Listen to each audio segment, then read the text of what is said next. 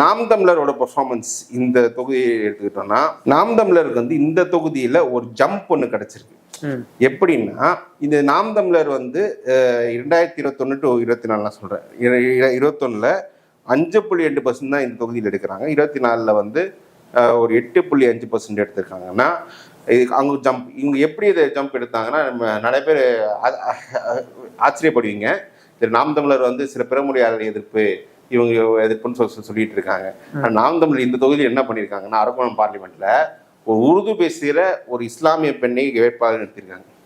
அதாவது பிறமொழியால் ஹிந்துக்களை எதிர்த்துக்கிட்டு ஒரு பிறமொழி பேசும் முஸ்லிம்களை கேண்டிடேட்டாக போட்டு அங்க இருக்க மைனாரிட்டி ஓட்டு கொஞ்சம் எடுத்திருக்காங்க. இப்போ 24ல பெரிய ஒரு ஃபைட் இல்லை, திமுக எதிராக பெரிய ஃபைட் இல்லை, அதிமுக பாஜக பிரிஞ்சு சொல்ற ஃபைட் இல்லைன்றதால இவங்களுக்கு இந்த ஓட்டு இந்த 8.5 எடுத்திருக்கு. இதே அதிமுகவும் பாஜக ஒன்னா இருந்தாங்க, இந்த 8.5 வந்திருக்காது.